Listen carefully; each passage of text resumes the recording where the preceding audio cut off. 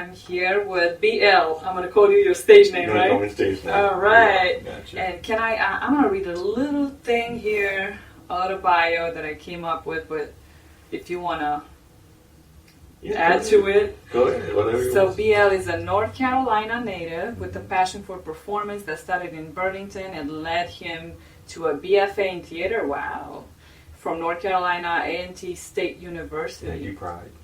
Mm-hmm. Nice. His talents have shone brightly for 15 years from his role in the Broadway international tour of Sister Act, the musical. Mm-hmm. Wow. To his current position as a popular entertainer in Las Vegas, regularly performing in the #1 rated show on TripAdvisor, Soul of Motown. That's when I saw you, and your performance was amazing. Thank you so much. I was like blown away. Thank So you. much talent. Recognized nationwide, he's also known for singing the national anthem, Las Vegas Aces games, and his captivating performances at Golden Knights matches. Now a well-established artist, BL works alongside his wife, Sean Godfrey, in his duo NP Person. In person. In person. Okay, good. Correct me, because I'm No, not you're real. fine, you're All fine, right. you're fine. Sounds And- good so far. Go ahead. And continues to grow his solo career. His first album, Vision, released during the pandemic, dang, okay, you were busy, Mm-hmm. has achieved significant success with several singles, turning silver and gold. He's currently working on his second album, Love Therapy, while exploring new genres with his first country single. I love that song. Fall in Love with Me. The way, why did you go for that kind of spelling? To keep it like cool? Or? Keep it cool and Okay. you know, just distinct from everybody else's music. Cool. Expanding his horizons, BL has even ventured into film with the upcoming movie Mistress for Hire, providing his limitless talent and ambition. Maybe we can talk more about the film too. Okay. And first, I actually asked some in different groups on Instagram. I showed them your profile and I asked them some questions, and these are the questions. We're gonna go with fan questions. Oh boy. Okay. All right. Let's see what they have to say. Yeah. So we have question number 1 from Lisa. Which albums or songs would you take with you if you were stranded on a desert island? Michael Jackson, Thriller. I'm a big Michael Jackson fan, so also Michael Jackson, Off the Wall. Let me see. I'm a huge R&B fanatic, so anything music, soul child, and then anything gospel. Gospel wise, I'm definitely taking it with me. So. I'm going to put a parenthesis here because I'm also a Michael fan for his music. But do you think he really did all that? Like, do you think I have defended Michael. you have to a biased answer? I guess I might be biased, but I have defended Michael from to the grave. I've been a huge Michael Jackson fan since yay high. So I think Michael grew up way too fast. I think he had a lot of stuff that was around him that really played part into who he became as an adult, which was the fact that he never got to have a childhood. He has brothers and sisters, but he never really got to have a childhood. So I think that played into his adulthood. Oh, I never got a chance to do that, so let me create Neverland. And I'm going to become Peter Pan, and I'm going to get all these animals, and I'm going to create an amusement park in my backyard. Oh, yeah. Mm-hmm. You think that whole, like, him not having a real childhood just kind of affected, like, the whole situation, and he just kind of became obsessed with being a child? I think he did. I think he became obsessed with trying to get back the childhood that he never had. He literally wrote a song about, have you seen my childhood? The song Childhood is literally about him saying, I never had a childhood. Have you seen my childhood. I never got a chance to. I've been surrounded by so much adult stuff, industry stuff, and I've seen so much industry stuff that now that I have this freedom, can I reach back into my past and grab that childhood again and start over from there? And I think that really played a part in who he was. I have a feeling that plays a part in everybody. It does. It does. Think about think about the adults that didn't have a father, or adults that didn't have a mother. They look for that in certain things. They look for that in certain people. And it's like in relationships, it's like I never had a father. So now, you have women who are searching for men that can be father figures. But then they can never really find that because they never really know what it was. They had to know what it was. Men do the same thing. They look for nurturers in women that when they don't have mothers in their lives. So now it's like women complain, "Oh, he wants me to be his mother. He wants me." It's probably because he didn't really have that attention that he wanted growing up. And so now he's searching for that motherly woman to be in his life. So, what about your childhood? My childhood. My mom was a single parent. My dad was around, but he wasn't in my life. They got divorced early. I was in elementary school. They got divorced early. It was an abusive relationship. And so I grew up watching that. And so, with that being said, because I grew up watching that, I always told myself that that's something that I would never do in my life. And I it's crazy. I tried to live out my life trying to say I'll never be what my dad was. Now granted, before my dad, because my dad passed, before my dad passed, we made amends. We grew closer together. We created a bond, right? Literally right before he passed. Thank God. It was great because it's crazy how God works in that way. But he literally spoke to me. He said, you need to forgive your father. Because I was holding that bitterness in my heart from things that happened growing up watching, my dad and my mom fight and trying to break up fights. And it was even to the point where, later on down the years, he would say stuff like, I don't think Brandon was mine. I don't think Brandon's mine. And I'm like, number one, I look just like you. Number two, you wait till I'm in my 30s to say, I don't think he's mine. And so that bitterness grew in my heart towards him.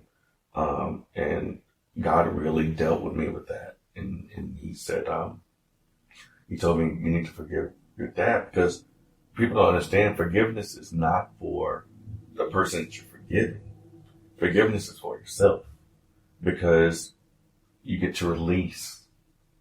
And the moment you forgive someone, it sets you free of that bondage of bitterness and anger and hatred that you have towards whoever you have unforgiveness towards. So, but yeah, I grew up with 3 other siblings, and it was the 4 of us.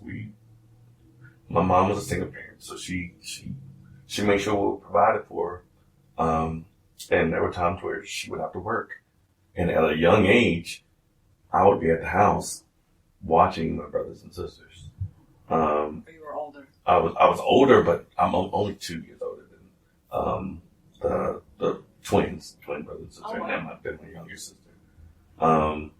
And so I was a child watching children, but it was simply because my mom had to provide. So, she's out working. Walking in the snow and to work, and we're at the house, and I'm trying to find, scrounge, finding food for everybody and watching everybody. And so, we grew up there, but one thing my mom always did was, raise us in the church and raise us under, great leadership. And so I think that played a part, Definitely. a big part in who I am now, because of that. So sounds like your mom is an amazing woman. she's a minister.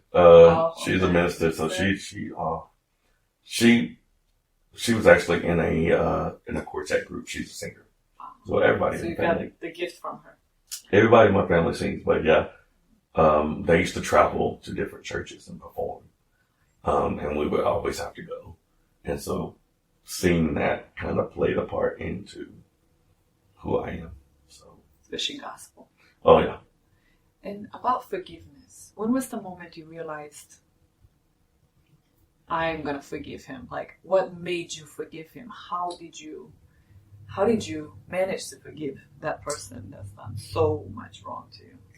It was, I think the moment, it's crazy. I think it's the moment that I realized that everyone was seeing my life and what I was accomplishing, but nobody really saw what I was dealing with inwardly. And because I've always been strong. I've always been, I'm gonna get it done. I think the moment I was real with myself and saying, real with myself and real with God, and saying, yes, I'm accomplishing things, but there's still something in my heart that's not right. I think that was the moment he was real with me and said, well, let me show you what you're dealing with inwardly that's holding you back from moving in the direction you really want to go. And yeah, he spoke to me and he said, you have bitterness towards your dad. And the bitterness that you have towards him is because you want his approval. It's the approval. Especially as a man. Mm-hmm. And you want, everybody else is proud of you. You want to hear him say, I'm proud of you. And it was that moment that I realized, you know what? I need to get the bitterness out. I need to forgive him and let him know this is why I feel this way. And have him say, you know what? I'm sorry. And I'm proud of you. And the moment that happened, and I haven't told, I've never went into this deep detail. The moment that happened, the moment we had that conversation, it went from no communication at all to every day we're texting each other.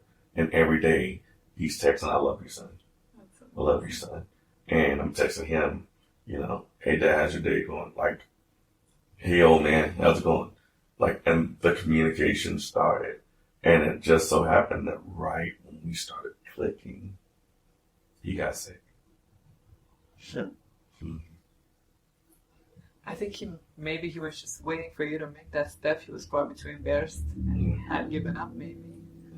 But it's amazing how God spoke to you at the right time. Mm-hmm. Some people, like, for example, me, the way I forgave mine, because it's a very similar story, was actually, it wasn't self-healing. It wasn't about, which I think yours is amazing because you wanted to heal yourself. Mm-hmm. But it was more for me, like, once I found out his reasons for why he was doing what he did, the compassion is what made me forgive him.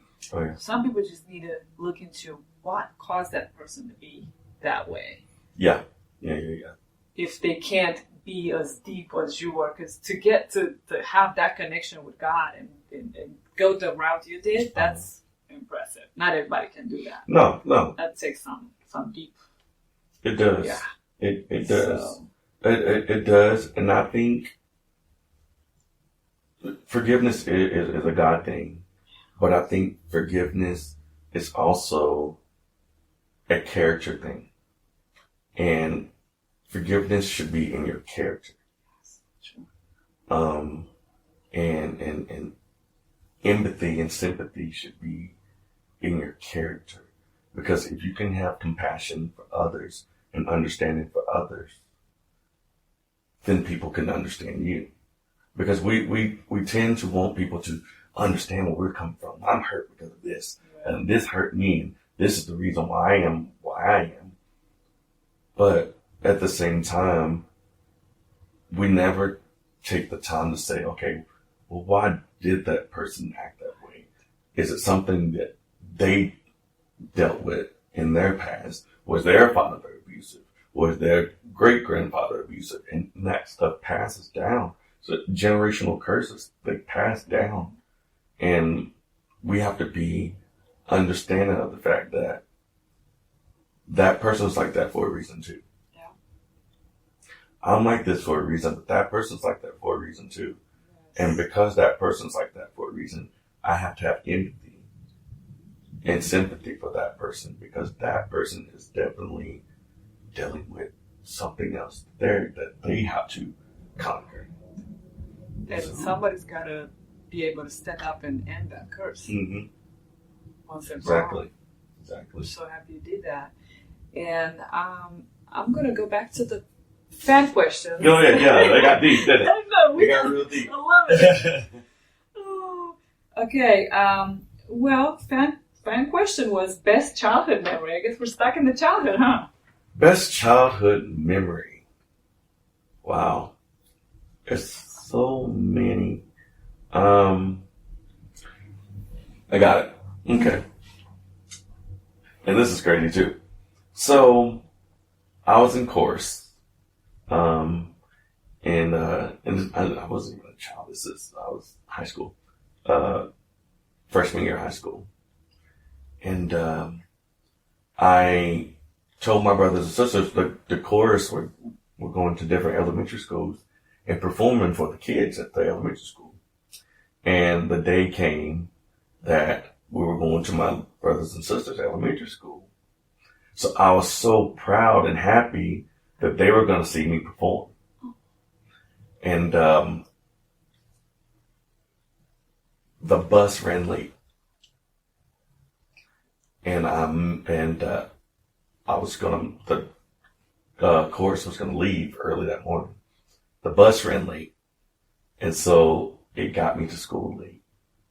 And I'm so upset that I'm going to miss performing for my brothers and sisters. So on the way, I'm on the bus and I'm praying, God, please, please, please, please let something happen. Let something happen, because I promised my brothers and sisters I would be there to perform for them. And it just so happened, and this never happens, my teacher came in, and so I showed up to the office, and she walked in at the same time. She's like, "What are you doing here?" I said, "My bus came late." She was like, "I literally came back to school," she said, "because this never happens. I left my music in the classroom, so I had to come pick up my music to take back to the school." So I ended up catching her at the same time. She's like, "And this never happens to me. This never has happened to me." Prayer. But praying on the bus, please. The passion to want to perform for my brothers and sisters, and the fact that, and that's how I know. That's the first time. I think that's the first time in my life I realized, number one, prayer works, and number two, that God is real. I think I've always been around it. I've always been around it, but first time I experienced it for myself, and I was like, this could not have been a coincidence that for the first time ever in her however many years career, she left the music, the music that she needs for the performance. So yeah. So I think that's probably one of my favorite childhood memories was that happening to me. That is so amazing. Like a little mustard seed can move the mountain. What was it? The quote in the Bible? Oh yeah, you have the faith the size of a mustard seed. Yeah, ask anything you want. This kid was out there praying on that bus. Just praying. And God said, okay. And it was crazy. I didn't realize it then, and now that I look back on it now, that even then, like, the faith I had in what I'm doing, and what God was doing in me was strong. Even then, but the thing about it is, think about it. Children have broad imaginations. It's when we become adults that our faith starts to wither. Because children believe everything. Yeah. They believe anything's possible. Oh, we can do this, we can do that. Oh, I mean, they believe in, their imaginations are broad. And that's why Jesus said, come to me with as a child. Because children, they don't have anything that blocks their, no, you can't. They don't have that, no, you can't. As we get older, because because we ran into so many walls, that doubt starts to build up. And I think that was really when I realized that the faith of a child is crazy. And that's, as an adult, we have to get back to that childlike faith. Because childlike faith it's infinite. Yeah. It's infinite. We limit ourselves as adults. It's so true. And I noticed that pure, whenever you have that pure heart, like the childlike faith and the heart of a child, you also love differently. Like relationships are different. Everything around you is different. Have you seen it? I mean, some children are, they're going to get angry for a second, but they forgive a lot faster. They're not going to hold grudges. Exactly. It's just, how can we keep that child in us alive? Like, that's the key. Like, how do you... Yeah, it's definitely, it's one of those things, man, that as an adult, you have to be reminded of it. Yes. Because children don't deal with bills. Children don't deal with taxes. Divorce. Yeah. Taxes. Children don't deal with that. And hurt is built up over time. Yeah. And the more hurt is built up, the more our faith and our belief tends to dwindle. And so we have to get to the point where our faith is stronger than our fear. Because fear is going to happen. It's a human thing to be fearful of something bad happening. But it's after you have that initial emotion, after you have that initial, something's bad can happen, what do you do after that? Do you say, but God has me? Something bad, it might happen. But at the end of the day, I know God has me covered. And that's what your faith has to do. Your faith has to cover that fear by saying, yeah, there's a possibility, but I know this is possible, but I know this is factual. The fact is God has me covered. So you're at peace knowing that no matter what, God knows best. He's got a plan for you. I'm with it. Like, I'm 100%. I'm right there. So let's see. What's the hardest struggle you faced being an independent artist? I think the hardest struggle with any independent artist is marketing. Marketing and getting your stuff in the right hands. It's tough to know who's going to push your music. It's tough to know what fans going to like your music.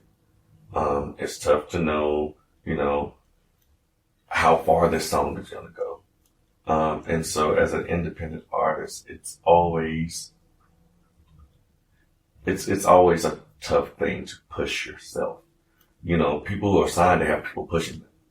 Right. People who have a marketing team, they have people doing all that work for them. But as an independent artist, you're doing that yourself. That's all you marketing, putting up flyers, putting up promo, doing TikToks, doing YouTube, shooting music videos. That's all on you. And that's the worst part of being independent is you're doing all of that yourself. A lot of work. And so I've gotten to the point where I'm like, I'm doing music for me. If I like it, I like it. And if somebody else likes it, cool. But it's my release. Music is my release. So if I write a song, it's because I'm releasing something that I had in me. That's nice. And so if somebody doesn't like it, you don't have to like it. But if someone likes it and they share it with someone else and they like it and they share it with somebody else, that's how it grows. That person likes it, that person likes it, that one. And then that's how you create your fan base, because it gets passed on. And that's why I tell everybody, even when it comes to podcasts, when it comes to clothing lines, independent anything, it's about sharing. It's about sharing. If someone shares your podcast to this person, and this person likes it, and this person shares it to this person, the next thing you know, you have thousands of shares. That's how it grows. If someone shares your clothing line, this person, or you wearing a shirt, someone says, "Oh, where'd you get that shirt from?" "Oh, this is my friend's clothing line, blah, blah, blah, blah, blah. Here's their website if you want one." And that's how you share, and you help other people, because that's how independent anything grows. That's how independent businesses grow. And so, yeah, it's definitely a thing where it's like, how about? Are you going to help? No? Okay. You're just going to say, leave a comment under the post and say, "Yay, congratulations." Thank you. And I appreciate the congratulations. But what would help even more? If you shared it. Yeah. I have 200 comments under a post. You know what 200 shares would do? If you did more than just say congratulations. Yep. Yeah. I don't know. I don't want to be cynical, and I don't want to be negative and think, okay, people just don't like others to succeed because it's a reminder of their, lack of success. But at the same time, I think people just need to get with the program, start sharing, start helping a brother, start, being a true friend. Right. Get with it, because if you're successful, then that works for them too. Exactly. You helping them out with something, or they come into your show for free and they have a blast, because I had an amazing time with your show. So it's, I don't know, but yeah, it's another fan question. How did you get to be the lead singer in the Soul of Motown? Well, I wouldn't say lead singer. Let me clarify. To me, you were like. I will say, because there's. You're so down to earth. There's 3 guys, and there's my wife who are in the show. Big sexy man, he's cracking me. Mo, big sexy Mo, and then there's my best friend is actually in the show. Yeah, CJ Williams. I'm gonna reach out to him too to get on the podcast. So I think, and each person brings something True. different. And so I wouldn't say lead. That's why I wouldn't say. I You wouldn't were say out there in the middle. lead So singer. it's like the way you were standing. Everybody Well, out there like, yeah. I would say I do the most talking. Yeah. I do a lot of the talking. I do most of the talking. So, but the show started in Tennessee, Pigeon Forge, Tennessee. Pigeon Forge? Oh my Mhm. gosh, I love that place. It started Where at exactly? the Grand Majestic Theater, Nice. in Pigeon Forge, Tennessee. The producers of the show are Doug and Jackie Miranda. And they started the show a while back. I auditioned to be in another show actually, called Hit Parade that they had. And I didn't get it. And then a year later, the producers emailed me and said, we saw that you auditioned to be in Hit Parade and we didn't have a spot for you, but we were wondering, would you be interested in our other show, Soul of Motown? And I was like, well, cool, yeah, why not? I was doing a show in Whitfield, Virginia, at a theater called the Wolfer House.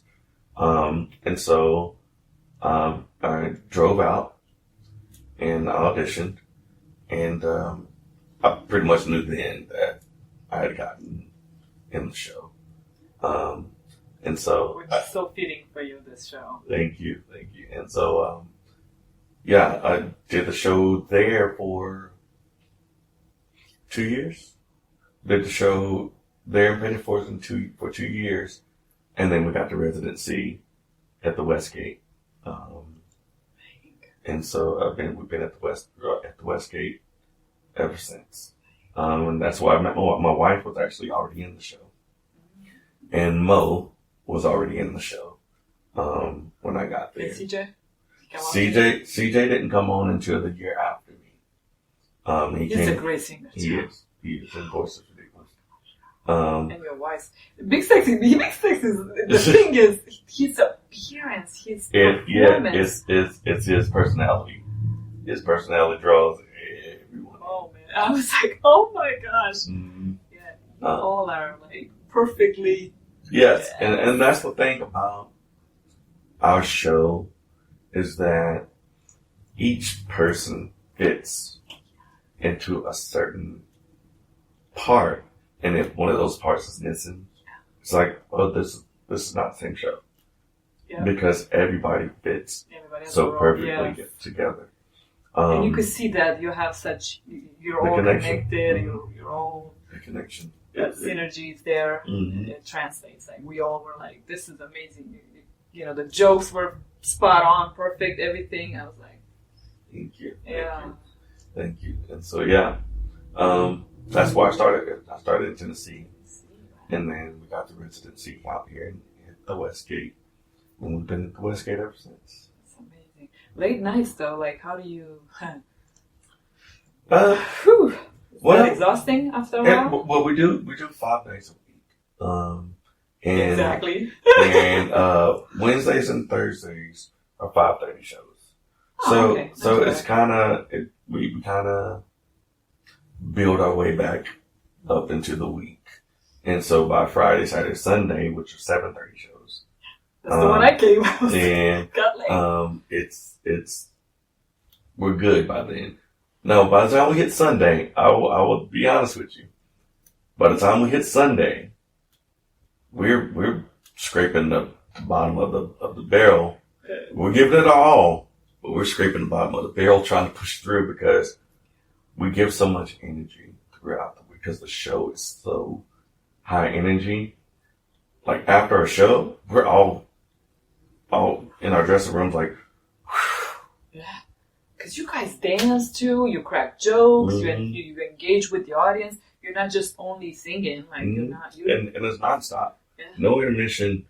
Yeah. Just, someone's on stage at all times. So it is definitely draining. Yeah. What is the one song that, the most successful song during the show that people, you can feel the energy, like everybody's like out there standing up, dancing. Is there one song? Well, there, just Imagination. Okay. Our version of Imagination, No One Around artist doing it. I don't want to give it away. But that song normally gets the biggest standing ovation. And it's because of the way we do it. And then CJ's voice is ridiculous and he sings crazy high. I know. I was like, wait, is there another woman back there? He sings crazy high. So that at that point in the show, that part gets the biggest standing ovation. But it's normally when I do Twisted, by Sam Cooke. Oh, I love that. And I let the audience know it's okay for them to dance. That's when you can tell it switched a little bit. It because the room is like, oh wait, we can get up and dance, and the next thing you know, everybody's up dancing, and from then on, it's a go. Everybody's on their feet. Yeah, I saw this person like. I probably was. This lady must have been 200 years old. She out there getting it. I was like, oh, okay. Oh, yeah. You go, girl. Oh, yeah. You go, lady. Yeah, I was like, man, the amount of Oh, yeah. It must be so satisfying to get home and be like, I made so many people dance and have a good time. And I think that is the biggest reward to what we do. It's because we're using our gifts and our talents to make someone else happy. Cause you never know what people who come in there are dealing with. Yeah. But if you can change a sad frown into a smile by the end of the night, you're doing your job. Yeah. You've changed the world. All you gotta do is change one person. You've changed the world. One person. And so, like I said, you never know what people are dealing with when they come in there, and for that 90 minutes that we're there, if they can forget all their problems while they're there, it's a whole different. You've done what you're supposed to do. I think you're blessed. Thank you. I really do. And not only you're changing lives, you're affecting people's lives because they come there and they feel good. You have a beautiful wife. You have a great team. There's no drama. Sometimes people, especially in that kind of environment, there's a lot of egos. So people want to be the. So I'm really happy for you. Thank you. I want to know, let's play a two truths and a lie. Two truths and a lie. You share, let's see. You're going to share 3 stories about your career, personal life, whatever you feel like. And I'm going to guess if it's true or false. Okay. All right. Okay, let's see. Okay. I actually did a show with Gregory Hines. Took tap lessons from him. And did a show with Gregory Hines in New York. I slept on a subway car. Oh, so the first one was... The first one was I performed with. Okay. Second one is you slept in the subway. Okay. Like laid out? Slept? Yeah. Laid out, slept. I actually had nowhere else to go.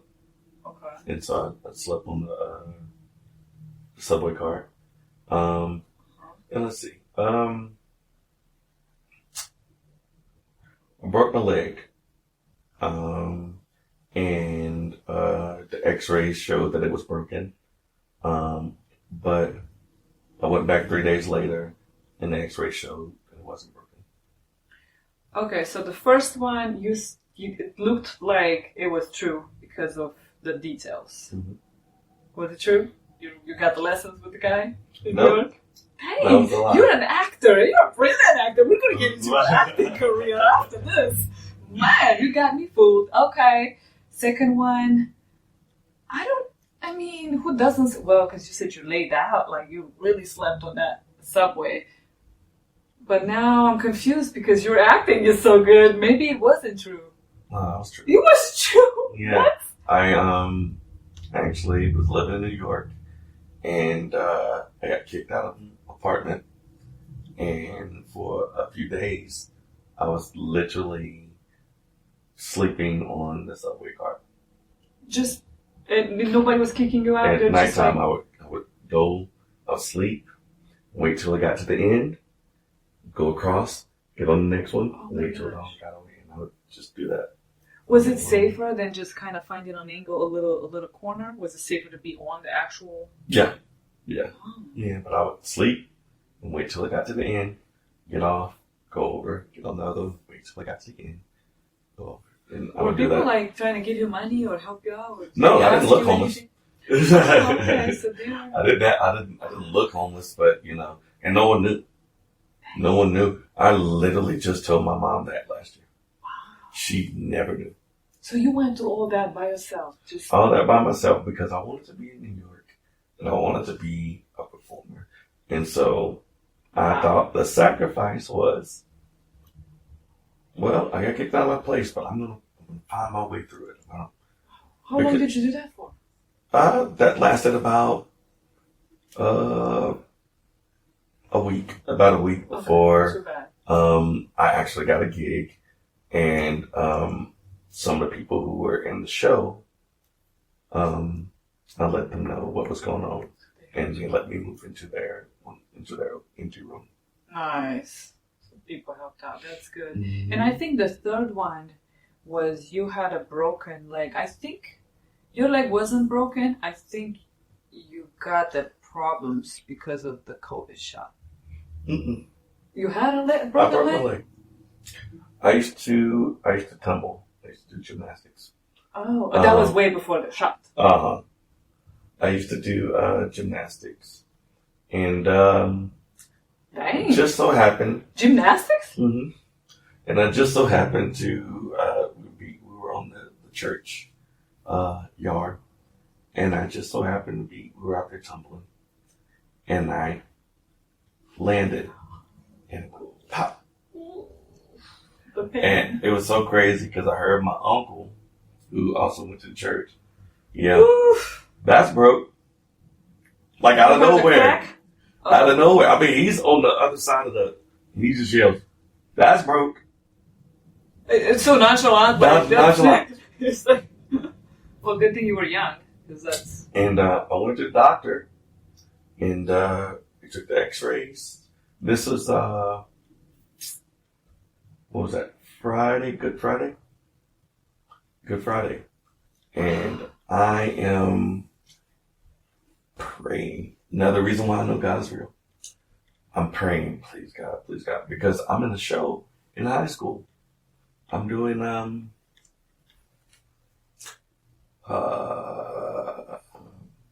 anything goes. I'm doing anything goes in high school, and so I'm praying, God, please fix this. We went back 3 days later to get my cast put on. They just happened to do another X-ray. X-ray shows that the leg's healed. 3 days. And I say that because Good Friday, in 3 days, Christ raised from the dead in 3 days. And so that's why I'm like, that's and another your prayer, right? You're gonna have to start praying for me. Your prayer. I need to start praying for everyone, especially myself harder, because again, when I'm faith back then, when you're younger, it tends to be. It's not whether it's not faint. It's like it's so strong. Yeah, God's gonna do it. It's probably we're not as distracted with all these other things, especially now with social media and all this other stuff. Oh, yeah. It's like our brains are not thinking as clearly, and of course the power of the prayers. Because we're not. My brain, I'm telling you, like I start something and I'm like, what was I gonna do? And then I'm moving on to something else. It's so scatterbrained, and I wasn't. And that's why I'm drinking this thing right here, because it's. Oh yeah, I saw that. I said, me and my friend were talking the other day. We were talking about how even the world's attention span is so short now. it's so short. It's so short that even now with movies, you know how movies used to be like one solid scene. Yeah. But now it's clip here, now clip here, clip here, clip here, clip here. And it's because attention span is so off that if you're trying to focus on one thing for so long, you're distracted. Yep. And so they have to do something to draw your attention to something else, draw your attention to something else. And that's how movies are being made now. And I think, and it's probably, you're right. But at the same time, they don't always nail that, because I was like, for example, I went to watch the Civil War last night. I think they were going to do, like, that's what they went for, to try to add all this, but they missed the memo because there's no backstory on who was fighting what was the war about. I don't want to, like, ruin it for you, but it's like there's this photographer that's shooting black and white. Who's shooting war photos black and white? Like, what's the point? But, like, you have, so they missed it because they went on these different directions and didn't have, like, a whole real storyline that walked you through the war and the what originated that, what caused the war, and some type of solid, like, a foundation. So I don't know. I'm not with it. This whole new what they're, even though I am, it is affecting me. It's messing up my brain because I am losing focus. And I don't like that. So sometimes I just unplug and completely just go like rogue and just kind of like. It's the same with music now too. If you notice, music back in the day usually came with 2 verses, a chorus, a bridge, and a vamp.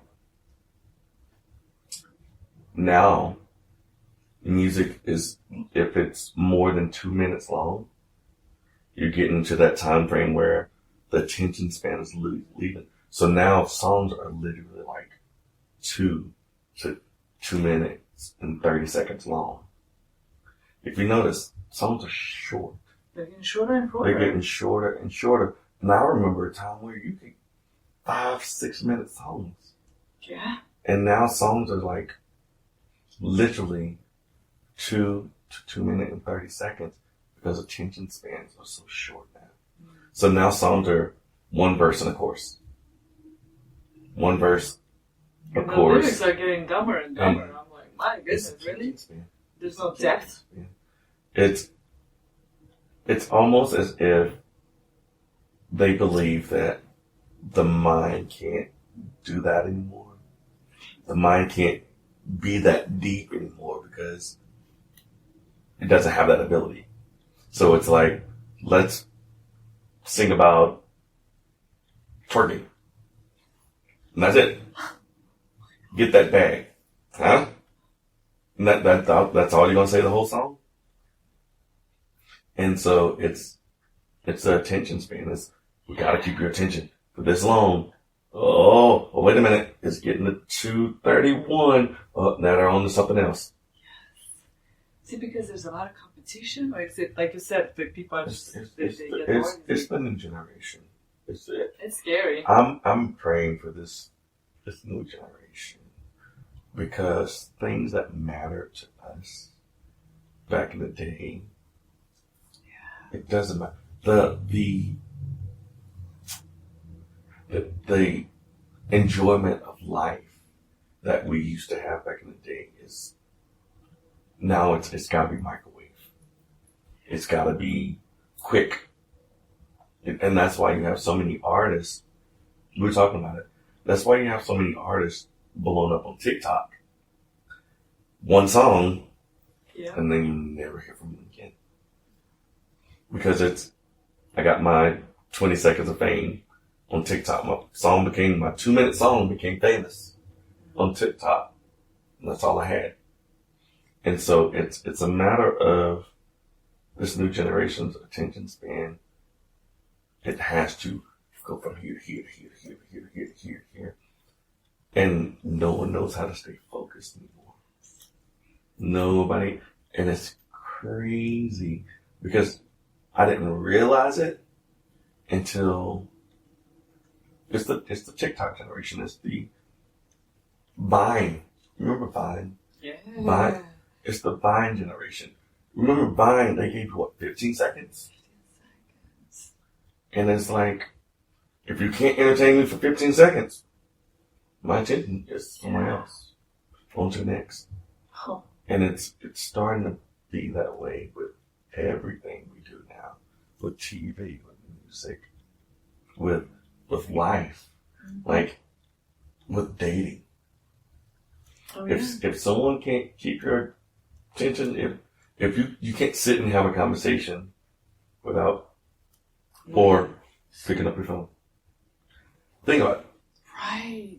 If you're having a conversation with somebody, how often do they check their phone? Right in the middle of the conversation. Right in the middle of the conversation. Disrespectful. It's like attention span. And talking about the relationship, Mm-hmm.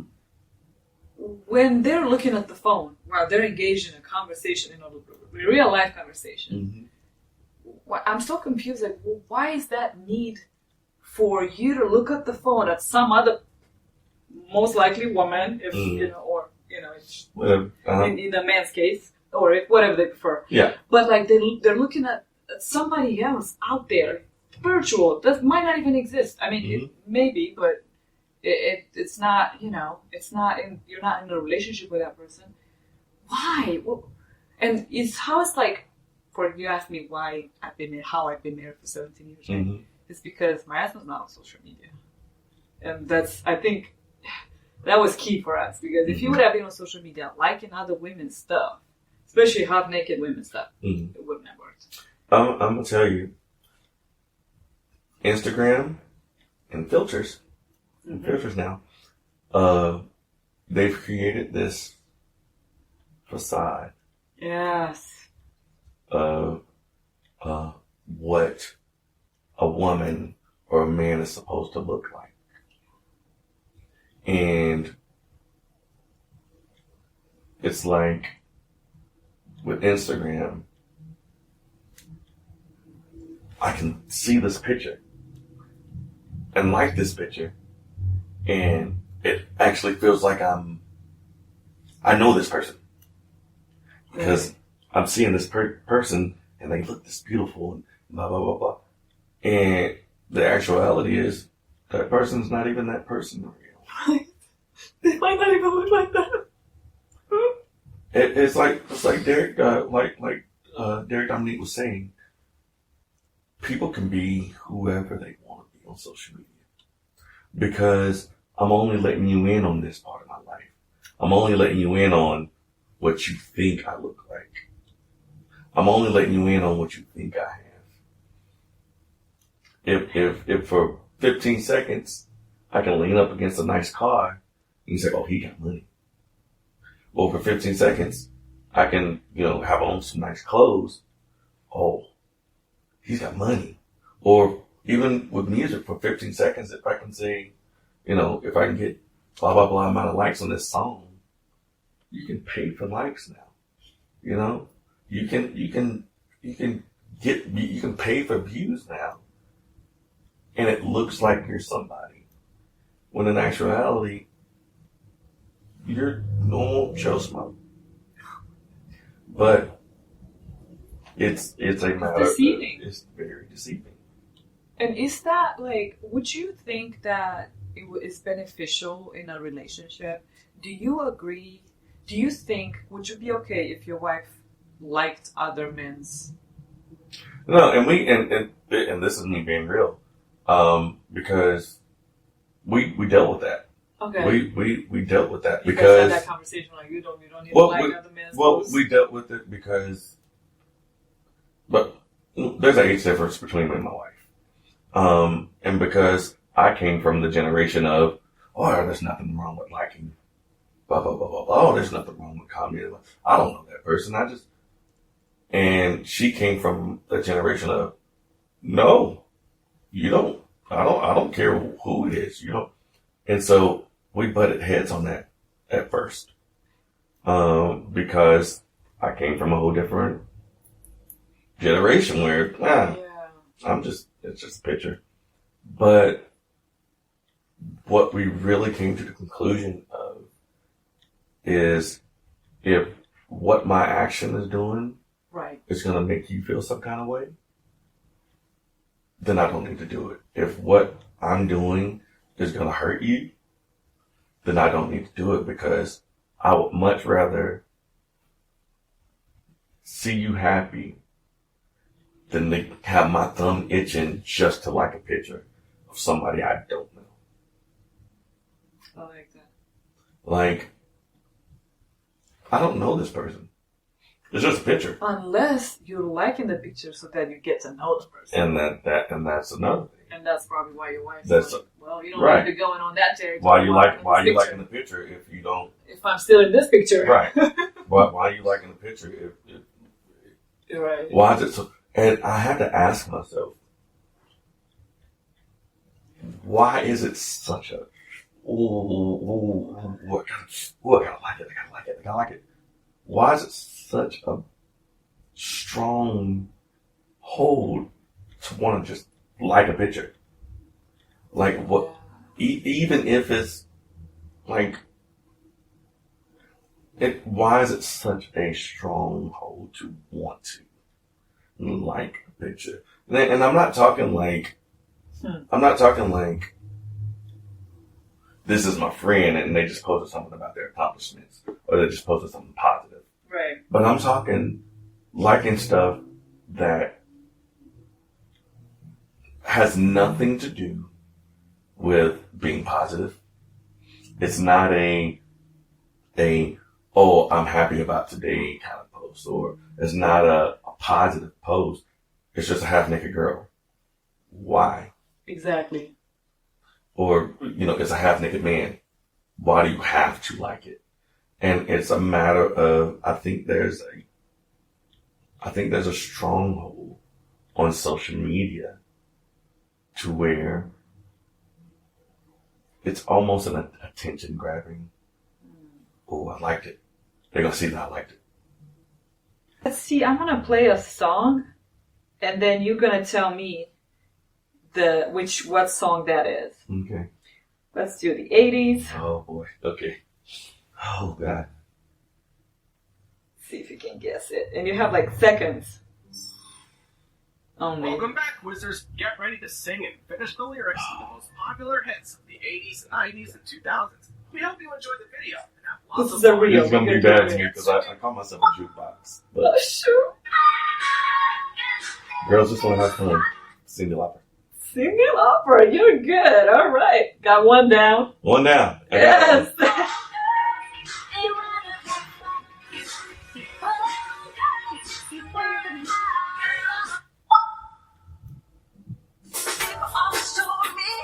Yeah, that's Billie Jean, Michael Jackson. That was real easy for me. Hell yeah. That was real easy. Well, if it's gonna finish the lyrics.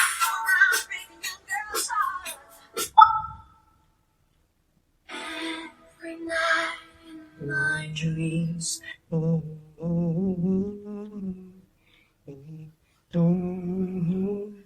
see you. I think that's an answer. That is an answer. I'm trying to. I always forget the. Everybody knows that. What's her name? Celine Dion. Dion. Yes. Celine Dion. Heart Will Go On. Yep. That's the one.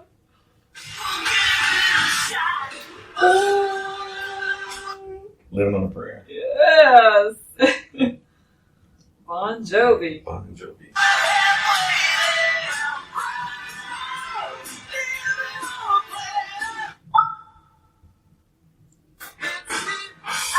I have a tiger. Yep, I am a tiger, yes.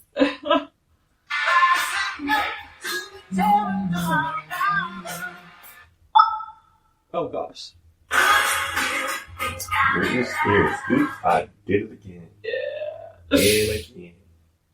You're good! You are good! Oh my gosh. I'm not messing with you. This was a success right here. I was actually thinking like, I'm gonna give him like the 60s, some soul stuff, Motown. I'm like, no, that's too easy. I call myself a jukebox. I tell you what, I call myself. You're good. I'm very good as far as like. I'm broad. I have a broad. Yeah. That's like, I can't trick you with the, So I'm going to think, and now it's going to be another reel. This is going to be reel number 2. Quick fire questions, like we did with Didi earlier. Okay. Elvis Presley or Johnny Cash? Elvis Presley. The Beatles or the Rolling Stones? The Beatles. Bob Dylan or Neil Young? Bob Dylan. Bob Dylan. Michael Jackson, MJ or Prince? Oh, Michael Jackson. I think that was easy. Katy Perry or Lady Gaga? Katy Perry. Elton John or Billy Joel? Elton. Guitar or piano? Piano. Recording or performing? Oof. Oh. Performing. Rock and roll or blues? Blues. Classic vinyl or digital streaming? I like the sound of classic vinyl. Nice. Heck yeah. Yeah, get the sound of that record player. Yeah. That sound, yeah. Yeah, I'm a fan. And reel number 3. Song association game. I'm going to say the word and you tell me a title. If you want to sing it, that's up to you. If you want to sing a line from that song, that includes the word. Okay. Fire. This girl, it's on fire. Yes, Alicia. Yeah. Woo. Crazy. Oh, crazy. I don't know why Britney Spears just. I don't know. It's because we just played her. Probably so. Oh, shoot. Sweet. Sweet Caroline. Oh, yes. Yeah. Neil Diamond, right? Yeah. Nice. Hero. Oh, God.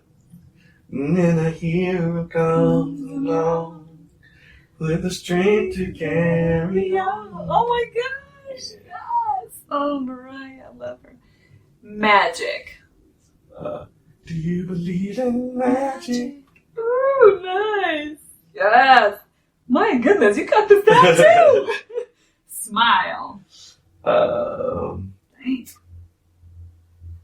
Sarah, smile. One smile a while for me, Sarah. Oh my gosh, yes. Woo. Life. Life.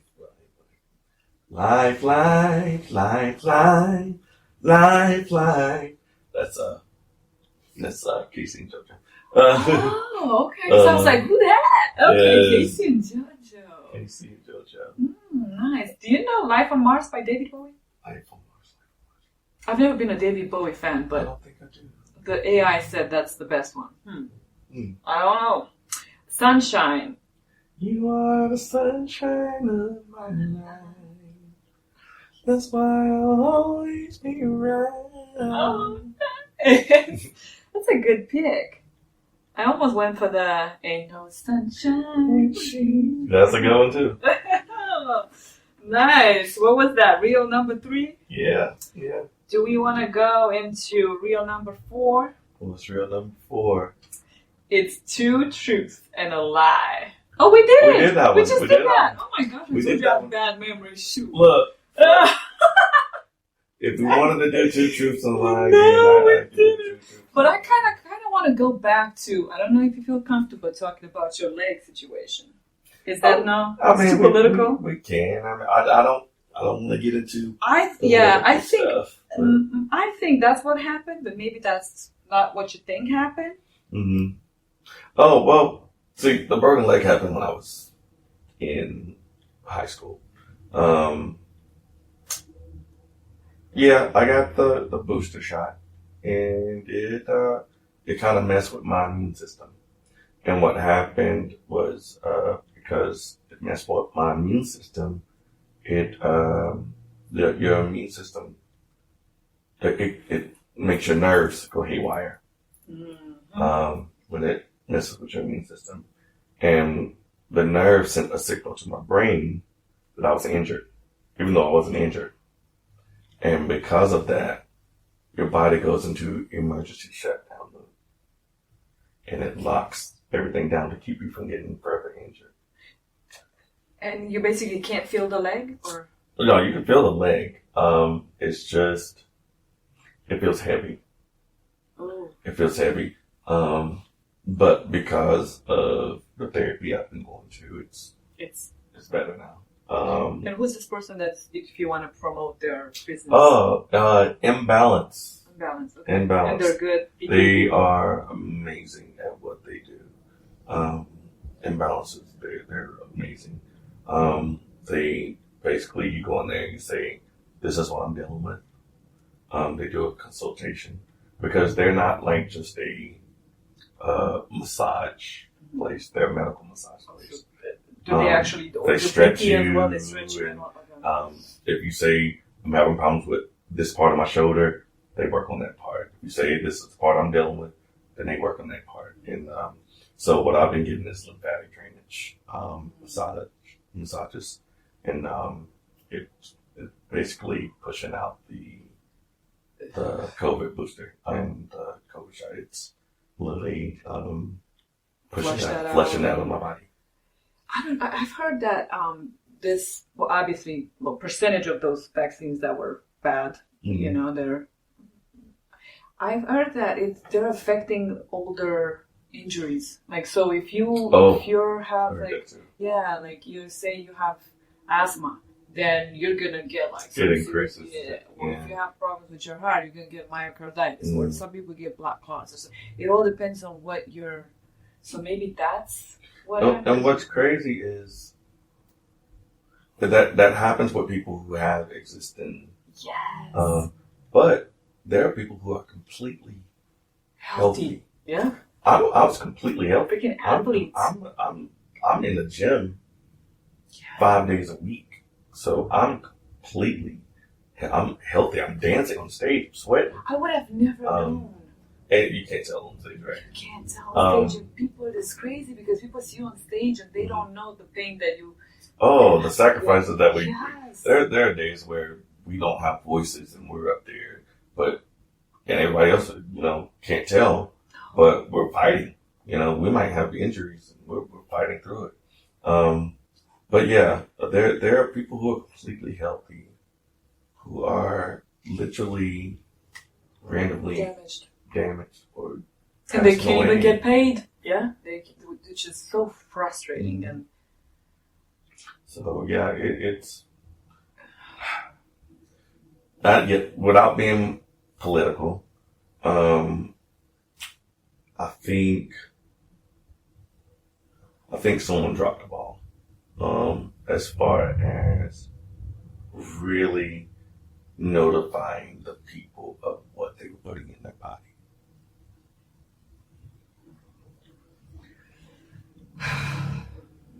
And the problem was we were cursed. I didn't get it. I changed the jobs. But people that had to get it to keep their jobs, mm-hmm. or even worse, people in the military that were just injected with this thing against their will, which is illegal. That should be illegal. Exactly. People should go to jail for that kind of stuff. But you're coercing people. That in America. Yeah. And that's the thing, where America is, supposedly the land of the free, and we have freedoms. We have choices, but you're saying, well, you can't work here unless you get this shot. You can't do this unless you get this shot. You can't get on this plane unless you get this shot. You can't travel here unless you get this shot. We're in a place where we should have the freedom to say, I don't want the shot. I'll wear the mask if that's what you want me to do. I'll wear the mask. Don't force me to put something in my body that's unnatural. Right, and they didn't even have the ingredients listed. Like, mm-hmm. if you were to open the thing, you look at the little, the paper, right, with where mm-hmm. you should see all the ingredients, blank. So now you're telling me I have no way to know what you're going to put in my body. And I can't sue you if my body's paralyzed or I'm dealing with the consequences that you're dealing with right now. Because you didn't get paid. Exactly. Like I said, it's a matter of, it shouldn't be something that's forced. And they say, well, we're not forcing you to take the shot. We're not forcing you to take the shot. So hell you ain't if I can't have my job. My job says I have to have this shot or I can't work. And then I can't have a house and then I can't have So life. you are technically forcing it without forcing it. Because you're literally making people have to take it or choose between taking it and not having income. Right. Of course, you're going to say, okay, well. Pursuit of happiness is in the Constitution, but that was taken away. And nobody is accountable for that right now. It's like, what did it like? Everything disappeared all of a sudden. It's gone. Exactly.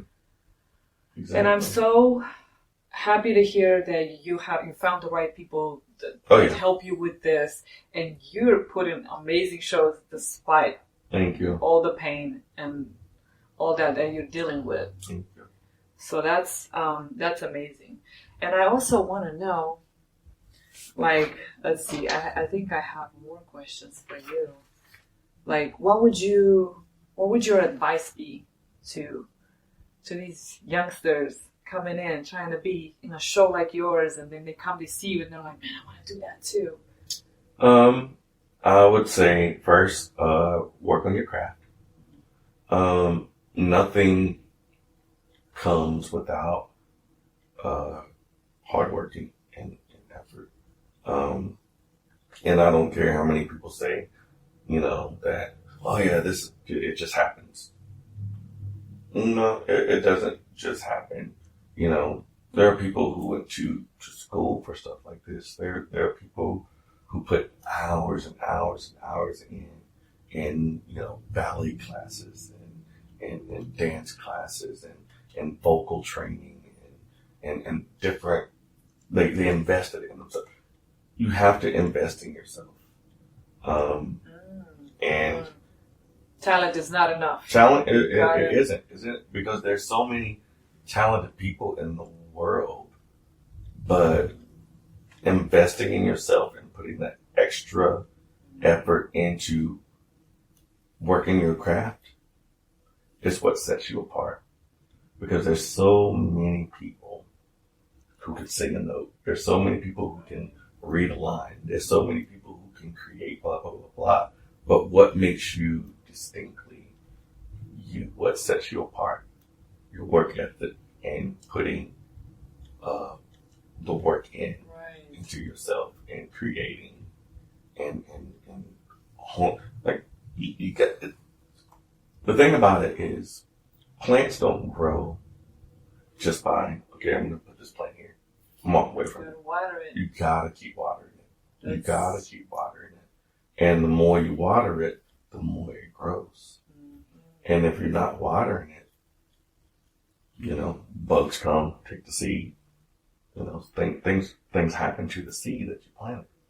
And so you have to work that craft. You have to work on it. You have to warm up. You have to do stuff to increase what you already have. Capitalize on from basically work on your marketing skills to put your name out there, be consistent, and just do extra stuff. Yeah, absolutely. Wow. And what's your approach to collaborating with others? I will collaborate with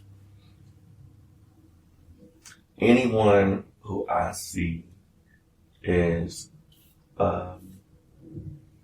doing something positive.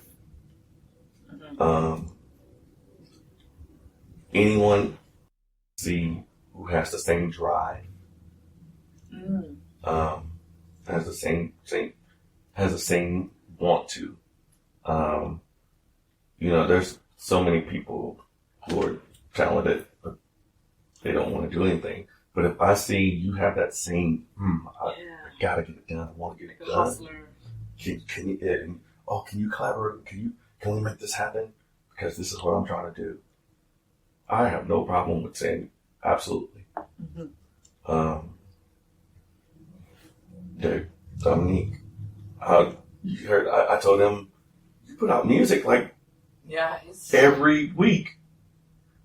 I wish I could put out music every week. Of course, I've worked so much that it's hard for me to put out music every week. But that drive that he has is crazy, and the belief in himself that he has. And that's what it takes. If you don't believe in you, who else? Or you're going to convince others to do that. Exactly. Yeah. And so I admire that man's drive. I admire that regardless of if you like my music or not, I just put out another song. Because he loves doing that. He loves doing what he does, and he invests in himself. Yeah. And so I admire people who push themselves to their limits, to the limits. Because the thing about it is, you have to give God something to work with. You know? And that's why the Bible says, faith without works is dead. So I can believe all day I'm an amazing artist. But if I don't put any music out, what am I giving God to work with, to help push? Yeah. You have to put something out there in order for God to say, okay, well, thank you. Okay, now let me take this and I'll push it for you. Isn't there a parable in the Bible that Jesus said with the seeds? Oh, yeah. Yep, planted that, and then the lazy one just buried it. Buried his talent. Yeah. And give it back. Yeah, you have to take it. You have to work with it and say, here, God, this is what I did. Now, okay, now it's your turn. I did this. Now it's your turn. Here you go. Yeah. And that's when you get rewarded, when you give it all you got and multiply. I like that. Mm-hmm. And what was your as you said, you're also a songwriter. Mm-hmm. And how was your approach to songwriting evolved over your career? I tend to write from experience. Most of the time, I write from experience, and I write from. A lot of times, it's okay. This is what I'm dealing with right now, so I'm writing this, or this happened in my life, and I can write about this because a lot of people write songs but can't relate to them, and I like to be able to connect. It's just like a scene. Yeah. Just like a scene. If you can't connect with a character, right, then it's not. It doesn't connect on film. It doesn't connect on stage. With your audience. Your audience gonna Exactly. know this is fake. This is fake because you can't connect with them. It's the same thing with writing music. If you can't connect with what you're writing, the listener's not going to be able to connect with it because I don't know what they're talking about. And so with me, when I write, I write from stuff that I connect with. I write from experience. It might be something I'm dealing with right now. It might be something I dealt with in the past. But it's something that I can connect with. So, I think one of the albums, was it Usher that wrote the Confessions album? Mm-hmm. It was all stuff he was dealing with. We were like, dang. Mm-hmm. That was so fire. Oh, yeah. Because when he sang that and performed that, you could tell that was part of him. Yeah. The whole thing was. Mm-hmm. Every word, you could tell. He dealt with that. Every word. That's something he's dealing with right now. Truthful too, yeah. So yeah. And talking about your acting career, because you're very skilled, so that's one thing I can't miss. Like I gotta add this on the episode. Let's talk about your acting. Anything, what's coming, what's.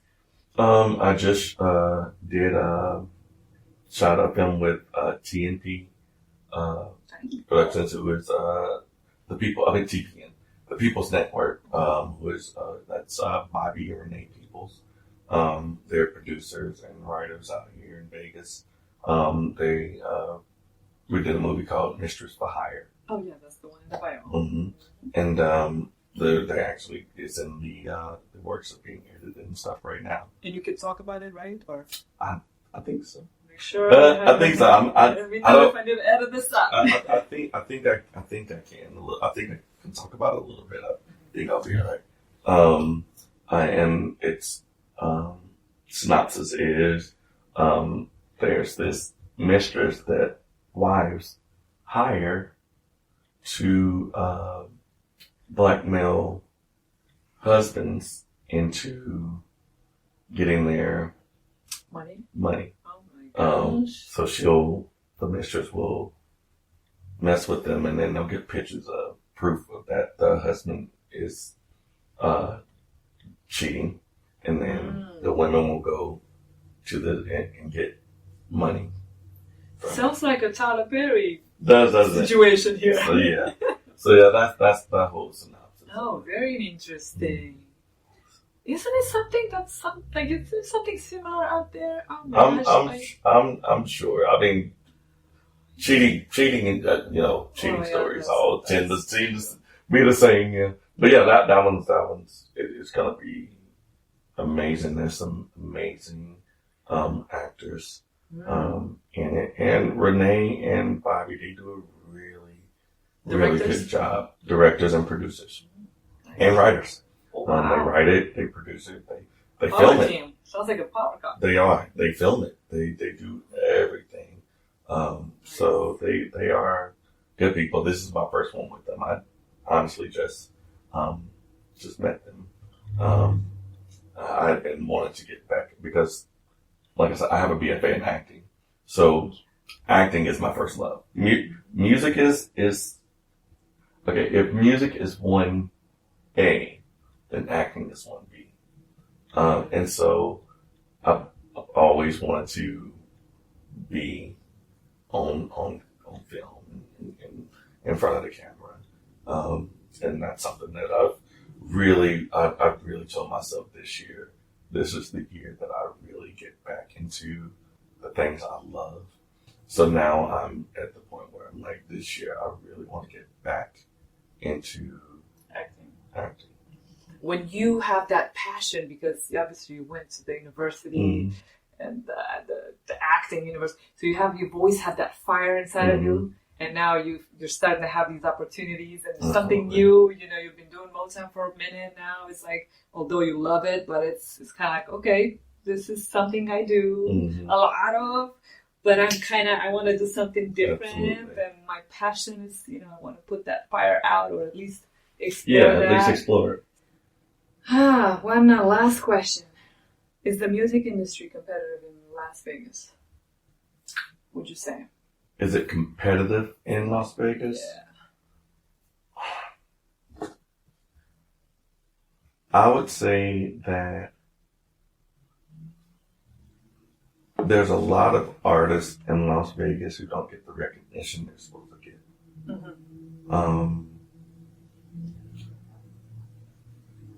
I think because there's such a history in Las Vegas with certain people, that people are always going to go to those certain people because they have history with them. But I think, it's who you know.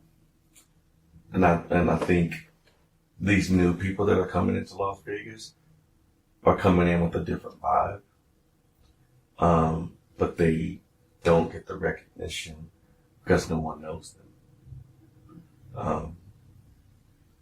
They're Dominique. He's from Houston. I'm from North Carolina. North Carolina. I like how you said it with that. North Carolina. And two very talented people, but not everybody knows who they are because people go to their go-tos. It's the same way with the theater world out here. They go to their go-tos. This is who we know. This is who we know. People are going to come see because they know who they are. But there are people who are bringing it. You've seen our show. We bring it. And talented. And not just because I'm in it, but because we bring it. And not everybody knows Right. who we are. Maybe because it's not on the strip. Because Westgate is a bit on the. Yeah, I would say that could be part of it, but I would also say because we're new, and we're new-ish. We've been here. We're about to be in our 5th year at the Westgate, and but still 5 years. It's new. Yeah, compared to. Especially since COVID took a whole year. But you see, we kick butt every night, and we give it our all every night. And I mean, so much so that we went from like show number 300 and something to number 1 on TripAdvisor, which speaks in itself that our show is great, but still doesn't get the recognition it should get because people go to their go-tos. Right. So. It's great. They still have David Copperfield. Yeah. What? I mean, it's a whole different ballgame. It is. But still, it's definitely. So it's competitive in a sense that the new is trying to compete with old. Interesting. Any last thing? Any question you wish I had asked and forgot? No, you covered a lot. You're like, you kept me here hostage for the last 2 hours. You're fine. No, it's fine. This was a great interview. It's almost therapeutic. Oh, good. To be able to talk about some stuff. I love to hear that. That's very important to me. It's very therapeutic. I would commend you for doing what you do, and tell you to keep pushing, keep doing what you do, because not everybody sees it, but the ones who are supposed to see it will see it. Cool. Okay. Thank you. Yeah. God bless you. God bless you. Thank you so much for coming. Absolutely. Thank you.